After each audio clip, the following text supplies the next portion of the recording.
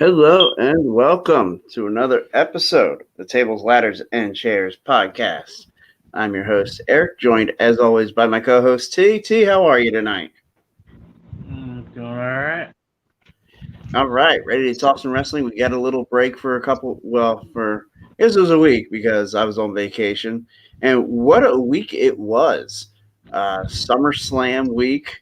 So maybe not the most ideal time for me to take a vacation, but it all worked out. Um, Very excited as to how SummerSlam went. I'm curious as to your thoughts on SummerSlam overall. What kind of grade would you give it? Probably like a B minus. Like it was pretty good, but Mm-hmm. could have been better. Sure, I agree with you. It was definitely good. Like there wasn't a bad match in the group. Like even the Lashley Goldberg match, which I expected to be poor. Like I didn't think the match itself would be very entertaining, but it was. I was entertained by it. I enjoyed Lashley, and I enjoyed the working on the leg, the referee having to stop it. Goldberg didn't have to really put over Lashley. Lashley certainly didn't put over Goldberg, and it wasn't like too much of a like it wasn't a screw job or anything. So I feel like they did good there. Surprised it went on for so long. Yeah, I was surprised too. I thought for sure that match wouldn't be able to last 5 minutes. Curious as to your thoughts on the John Cena Roman Reigns match. Well, as expected, Roman Reigns won, Sure. but that aftermath with Lesnar coming out, definitely a good shock. Yeah, because I hadn't heard anything about Lesnar coming back in a while. They definitely did a good job keeping that a secret. Yes, they did. I would agree with that. WWE certainly pulled out all the stops. SummerSlam being had a WrestleMania feel to it with the comebacks and in particularly, how could we ignore the comeback of the man, Becky Lynch? Which I have to tell you, I always have loved that she took that whole monicum of Ric Flair and just completely ran with it. And I mean, I don't know that anybody else could have run with it the way she did. Your thoughts on that? Yeah. Well, in my opinion, she went from the weakest horsewoman to basically the best horsewoman. Yeah, good assessment there.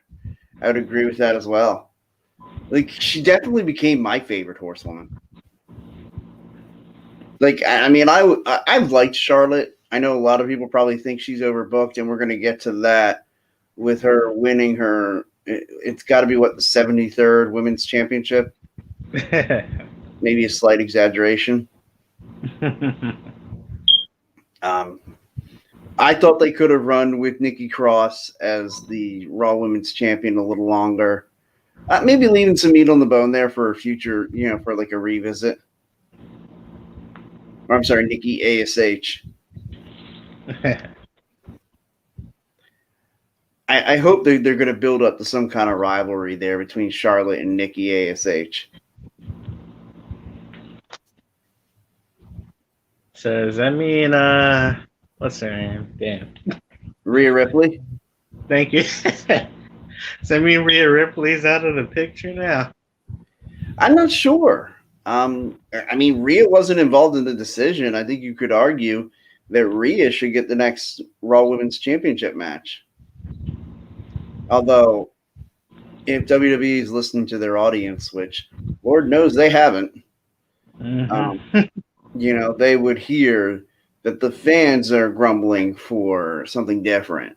Like Charlotte and Rhea Ripley, it was fine for one pay-per-view, but like running them back out there again, and I know they added Nikki ASH to the story to try to, I guess, keep it make it fresh. but I don't feel like that was achieved. If you go right back to Rhea Ripley versus Charlotte Flair again next month, it just screams like it's just rinse and repeat. I'm just wondering, when are we gonna get that Shayna Baszler singles run? Yeah. Yeah, I feel like they should be on the verge of breaking up the Shayna Baszler Nia Jax team and let them have a couple matches, maybe even just a couple matches on Raw, and then throw Shayna Baszler into the Raw Women's Championship picture. Because I would enjoy seeing a Charlotte Flair Shayna Baszler match. Mm-hmm. Because I mean, hey, I enjoyed the Shayna Baszler Becky Lynch match at WrestleMania.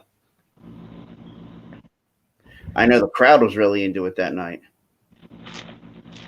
And I'm still impressed by that Elimination Chamber where she eliminated everyone. Right. I mean, she eliminated everybody in the Elimination Chamber. And I hated it at the time, but I said, okay, use this, make this mean something. And so that then if Becky beats Shayna Baszler, make that a big deal.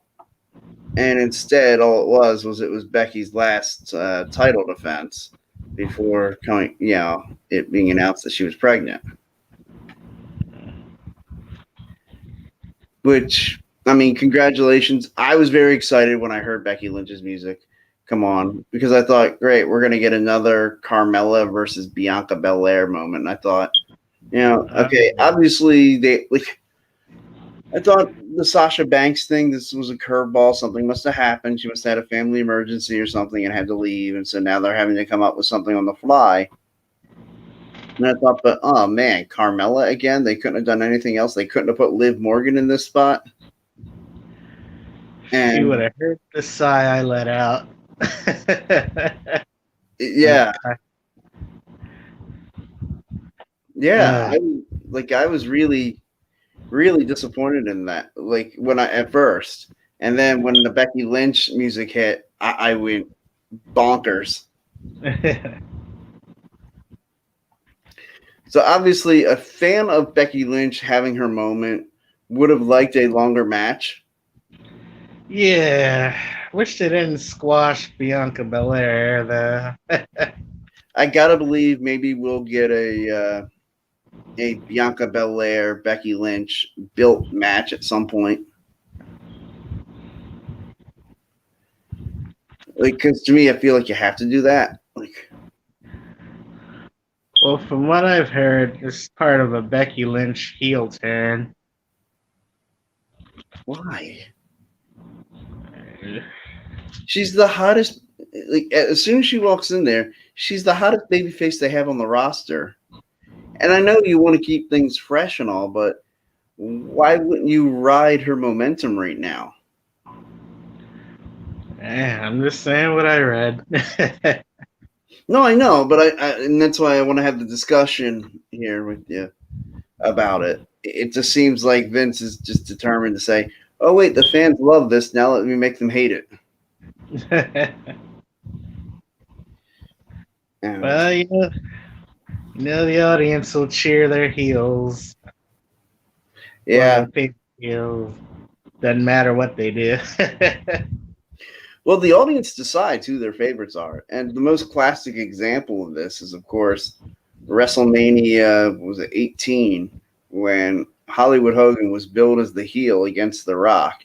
And the fans just cheered it as loud as they could. Just be like, no, this is our hero, Hulk Hogan, coming back to WWE.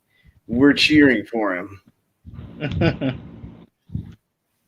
And so if the audience decide, like, look, Becky Lynch was supposed to turn heel when she originally went against Charlotte Flair. The fans decided, no, we love this, and Becky became the biggest babyface in the company. Ultimately, your audience decides what they are. Like Stone Cold Steve Austin, he wasn't supposed to be a babyface. He was supposed to be a heel when he gained his original run. But it's just he got so much momentum behind him that they were like, okay, well, obviously he's the main babyface, and we're putting the belt on him. And I mean, if they try to turn Becky heel, like what I'm trying to say is this isn't a unique thing for them to take someone, put them heel, and the fans just decide, no, that's a baby face. And if they do try to turn Becky heel, I think that's the kind of response you'll get. I think it'll be more of the fans deciding, no, she's a babyface. I mean, they should just keep her as she is, as the baby face that does what she wants. Right, the badass babyface. She'll fight a babyface. She'll fight a heel. She'll fight anybody that moves. Yep. She'll she'll be the woman that stands up to John Cena. Like that was one of the coolest segments when she came out and verbally sparred with John Cena. Mm. Which I am curious now with John Cena, as we thought, losing and then getting attacked by Brock Lesnar. I don't know if there's a plan, for an eventual comeback, or if this is just John Cena's going back off to Hollywood and we'll see him when we see him. Uh, I have a feeling it's going to be the latter. Yeah, I think he's probably going back to Hollywood. Well, I know he's got at least 73 different movies coming out this month, and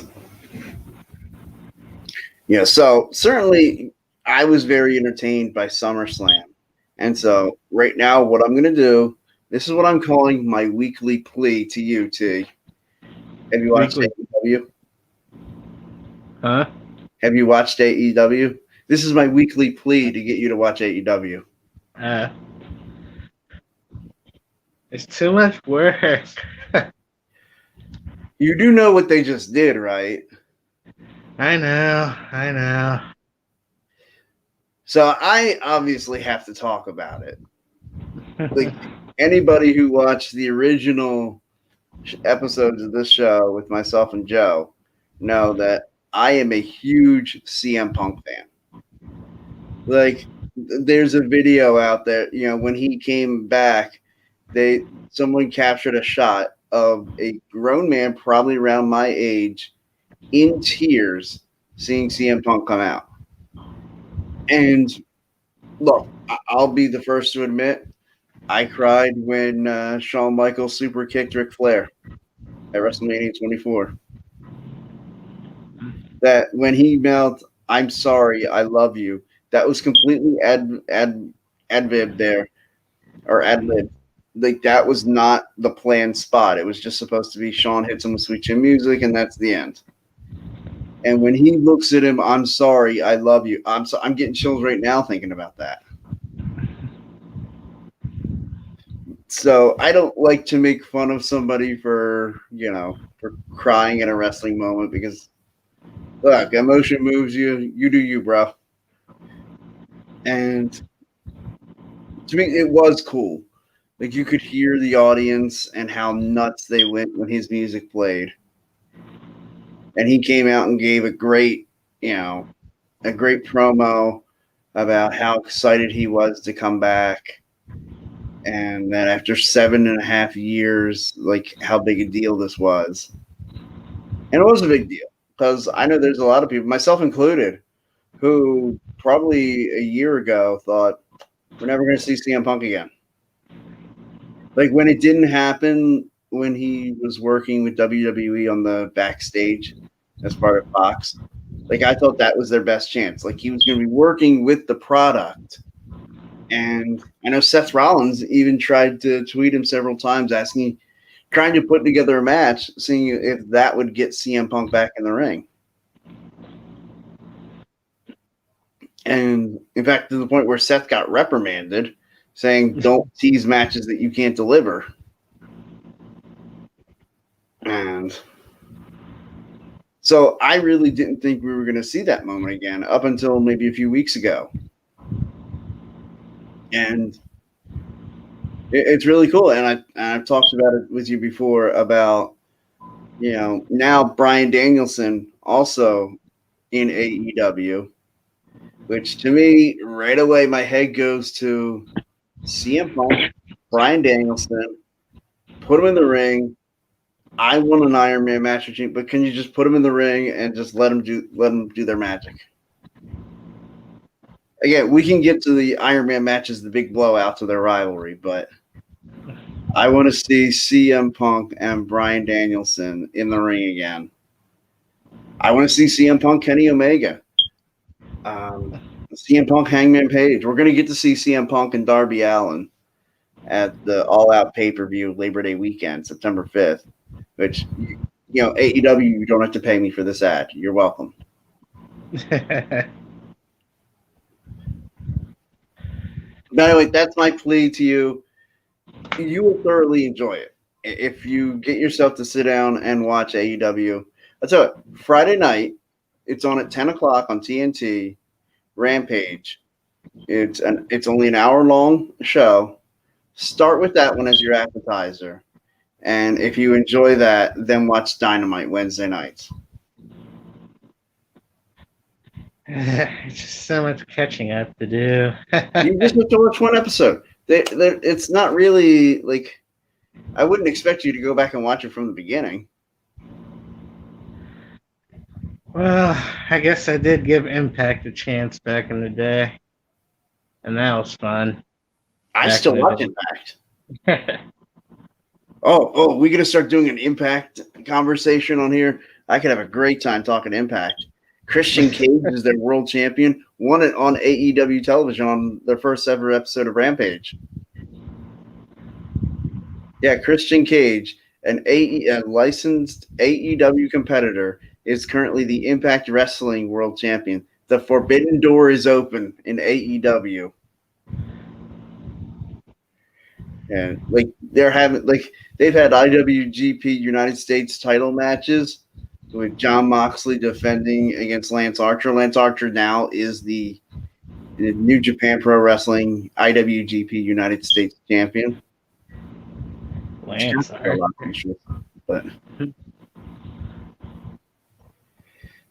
so there is you will enjoy it. I guarantee you will enjoy it. I would say a money back guarantee, but I mean it's TNT, so you don't really have to pay extra for it.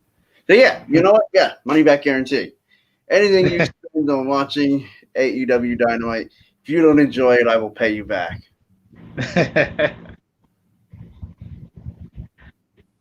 All right. With a guarantee like that, I'll give it a shot.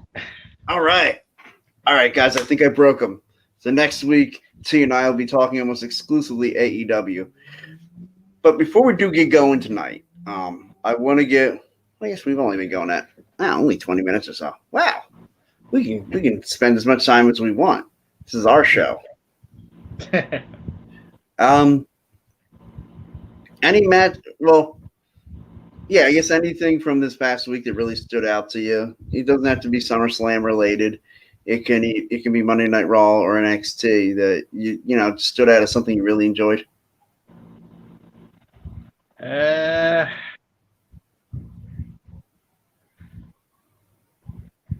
Well, going back to SummerSlam, Edge's entrance, his Brood entrance. That was cool. That was a cool little tribute to the hardcore Edge fans.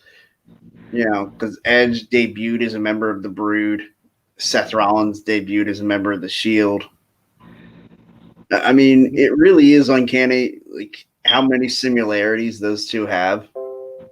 I read an interesting story today, actually. Yeah. I don't know if you saw it yet, but apparently Gangrel was supposed to make an appearance in AEW, like SummerSlam weekend, I guess on Rampage. I don't know. Okay. But because Edge did the whole Brood thing, AEW was like, no, we gotta cancel it now because he's doing the Brood and we can't do it too. Right. And apparently Edge called Gangrel and apologized. Well, if it ruins the payday for Gangrel, then yeah, I can understand why he would be a little butthurt over that. Yeah. That was just a weird story I read today. Yeah, no, I hadn't heard that. That's interesting. So, okay, we did some looking back. Let's try to look forward. I would assume that the plans for the next Universal Championship match would be Roman Reigns, Brock Lesnar. I'm sure we'll hear more about that on SmackDown, and we'll talk more about that next week. Um, would you be a fan of seeing that? I would assume that would be Brock Lesnar, the babyface, now coming after the tribal chief, and I guess playing him the whole Paul Heyman being, used to be the advocate for Brock Lesnar, now the special counsel to the tribal chief. Well, now that we got a different Roman Reigns and presumably a different Brock Lesnar, Certainly look different. hopefully it won't be the same match we've seen past WrestleManias ago. Yeah, Hopefully, I got to be honest, because if it were like that, I wouldn't be very intrigued. I mean, Brock Lesnar, anybody again who's watched any of my older shows or this one, they know I'm not exactly the president of the Brock Lesnar fan club. He won't be getting a Christmas card from the Ward household. Because John Cena gets criticized for the 5 moves of doom. Brock Lesnar would have to add at least 2 more moves to get to the 5 moves of doom. We get the F5, the German suplex, and what else? I guess the shoulder, like a spear in the corner, or I don't count like the fists and the forearms as a move of doom. Like, give me a break, dude. Everybody's got to have a working punch. If you don't have a working punch in this business, you should find another business. And there's the Kimura lock. He breaks out once every 5 years. yeah, you got to break out the Kimura lock every so often to make it special. Yeah, he's special, all right.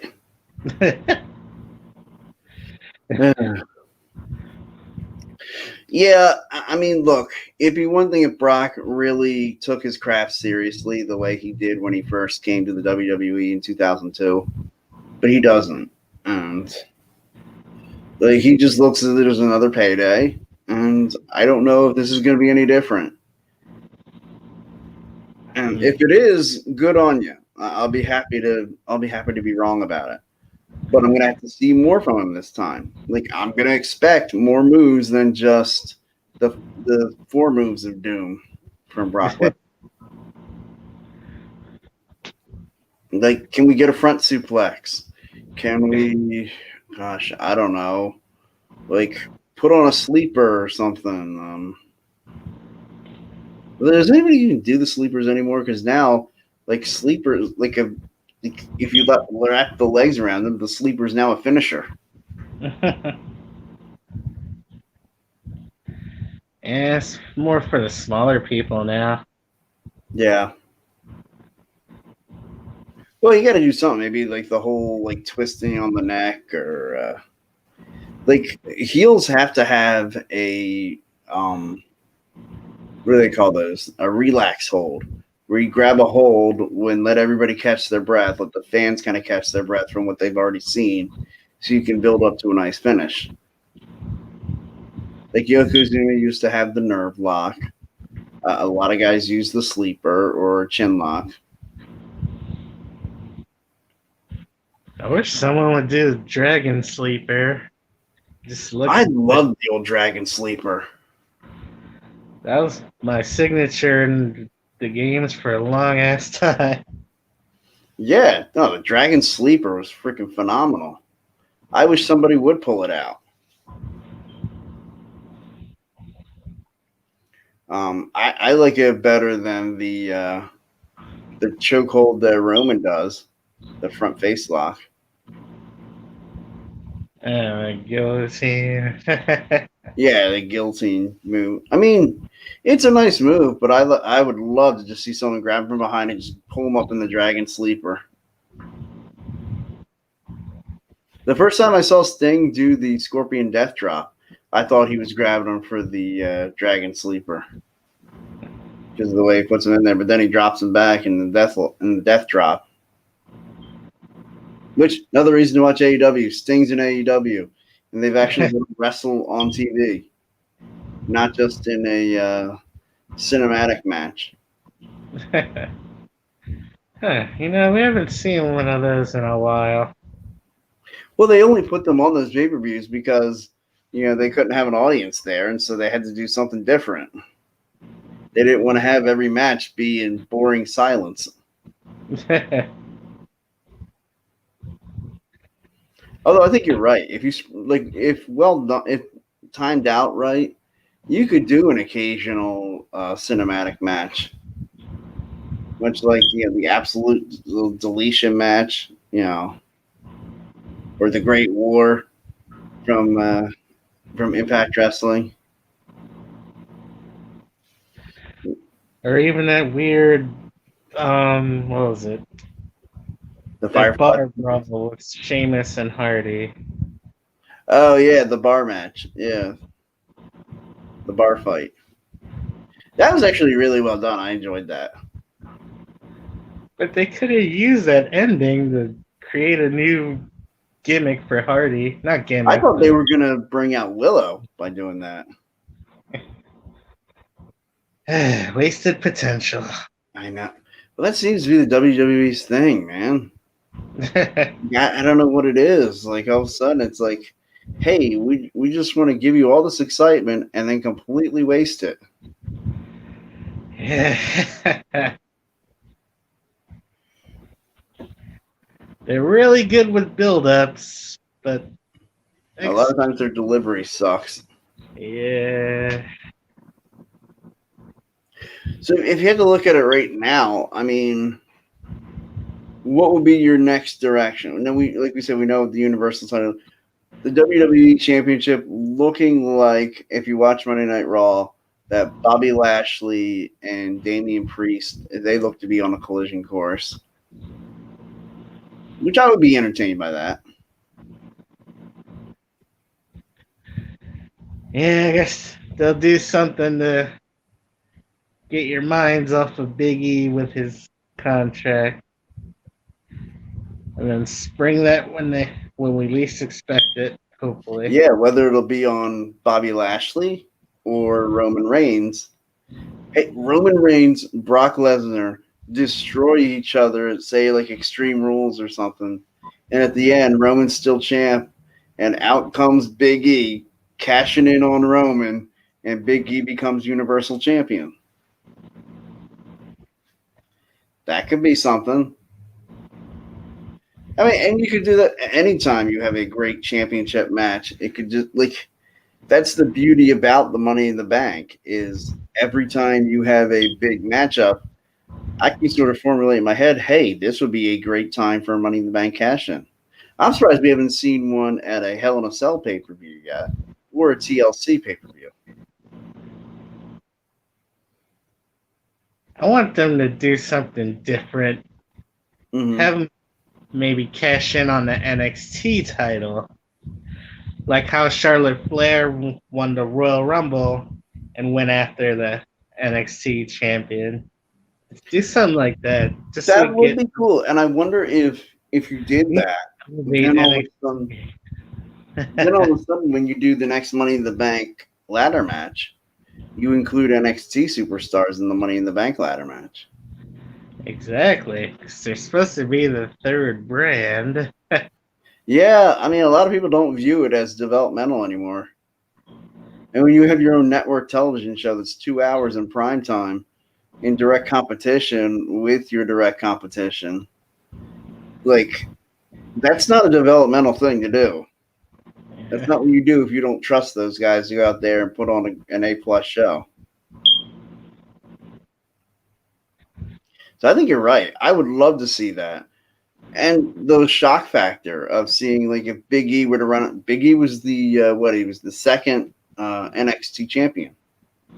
He beat Seth Rollins for it, and then he lost to Bo Dallas, and then that gets us to when NXT came on the network.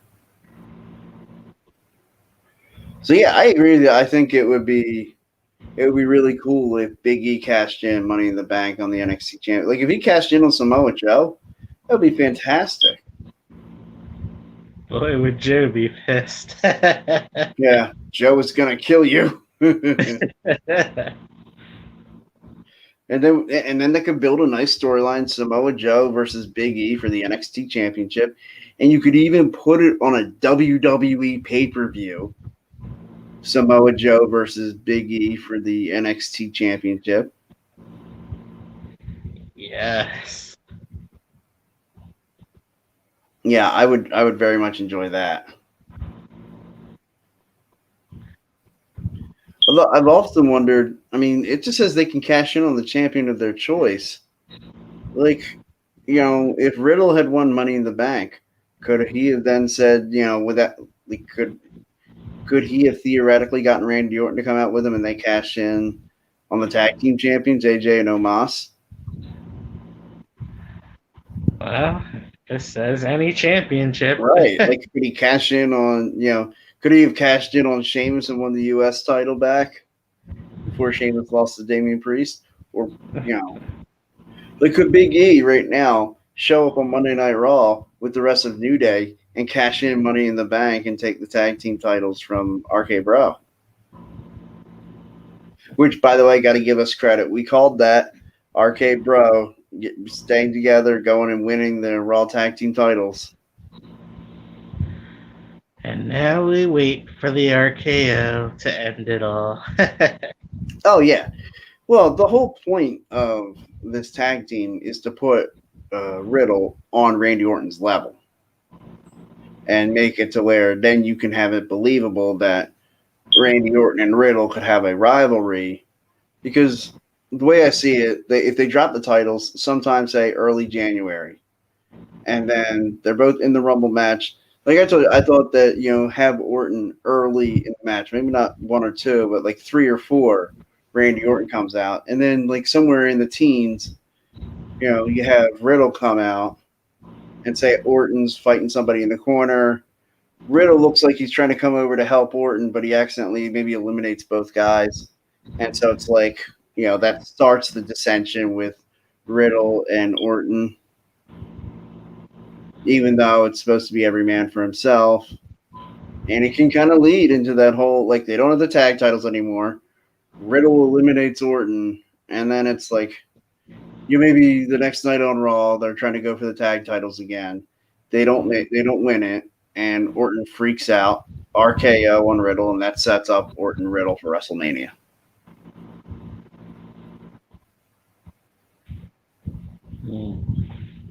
That's pretty solid.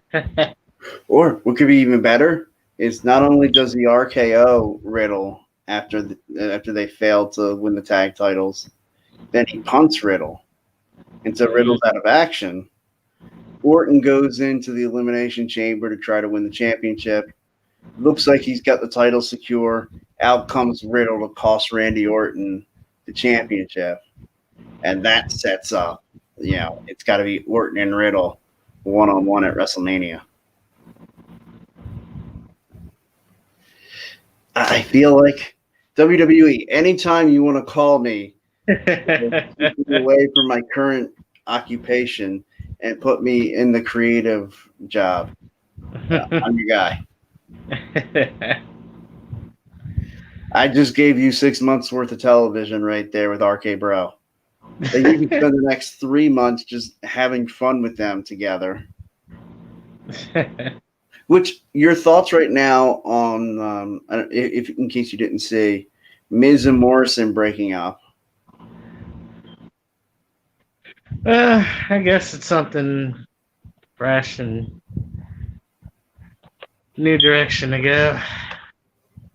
Does it kind of speak to you of the Hollywood Blondes like it does for me? Where it's like they got together, got over, and now it's like it's almost like WWE's mad at them for getting over, and so they break them up. I felt like that's what happened the first time with Miz and Morrison. Yeah, this has happened before. Right. But someone's there. Well, they're gonna have a match next Monday. Right. But when's the big blow-off match gonna be? I would assume at the next pay-per-view at Extreme Rules. But then where do they go from there? Do they just go their separate ways or make up? Yeah, maybe you put one of them in a championship match, and the other one costs them the title. Or if the draft is coming, which it should be, just put Right. them on for Yeah, brands. just separate them. Yeah, put one on Raw, one on SmackDown. I kind of thought that was the reason why there's such a long period in between SummerSlam and Extreme Rules. Is enough time to have the draft and then create new storylines. To me, that would be the direction to go, and then you can move, Miz into another storyline, Morrison into another one. And hopefully, I really want Morrison to get a run as a serious competitor as opposed to this whole Johnny Drip Drip stuff. You don't like America's Most Wanted? Look, it was one thing the first time he said something like that, and it's like, okay, that's a word that, there's a certain portion of the audience that, for whatever reason, they don't like that word. So I thought, okay, he might get some heat with that. But it's just not look, Miz and Morrison, I feel like they got handed a lemon there in that America's Most Wanted. And I think they just turned it into lemonade. But, and that's just, to me, a point that Miz and Morrison can make any angle you give them gold. And I certainly think Morrison and The Miz, for that matter, deserve a championship run, whether it be, say, Intercontinental or U.S. title. I wouldn't be opposed to them at some point facing a babyface world champion. But, everybody knows it's just one of those token title matches. They're not winning the championship.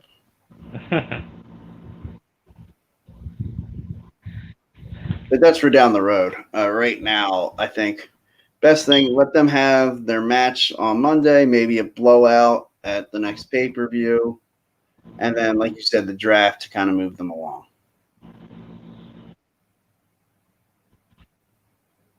And speaking of moving along, I think that's what we're going to do tonight. Certainly covered a lot of good stuff. Lots going on right now in the world of pro wrestling. We're going to come back next week, get right back into it, and we're going to talk about what we see over the next week. But, T, anything to add before we get out of here? Nope. All right. Keeping it alive. Love to see it. All right, everybody, in case you were wondering, and I know you were, if you want to check out any of the Philly Sports Alliance broadcasts, I'm going to, if I can get myself to put it up here. Sorry, me and technology, not always the best combinations. I'm going to, okay, that didn't work. Here, this will work. There, check out all our shows. Monday, Football Smack Talk show. Hopefully, Ryan and I will be able to get back on track with that. He's had technology issues with his computer. Also on Monday nights at 7:30, the Diamond Club podcast. To me, my favorite baseball podcast to listen to. Just absolutely awesome. Also on Tuesday nights at 6:30 is the Philly Broadcast at 6:30 with Ryan and Ryan. Wednesday nights, the Bald Eagle podcast with the Bald Eagle himself, Sean Pressman. He does great. If you're a big football fan, and I know T, you're not, but if you were, this guy gives just the most in-depth breakdowns, drive by drive, for every Eagles game during the regular season. Just you learn so much. He played semi-pro football. The guy knows his stuff. And Wednesday nights, you have Mike Sports with myself and Landry. Eagles fan and Cowboys fan going back and forth. Always a good time. And Thursdays at 5:30 is Teddy's on Pattison, a great Flyers podcast. And Thursday night there's also this wrestling podcast that I kind of think is pretty good. the Tables, Platters, and Chairs podcast with myself and T. Yeah. All right, everybody, thank you so much for joining us tonight. Let me get everything back up here the way it's supposed to be. Got to end the show right. Everybody, thank you so much for joining us. Be sure to check out all the other podcasts and, join us next time. No, everybody, have a great night and happy wrestling. Yeah.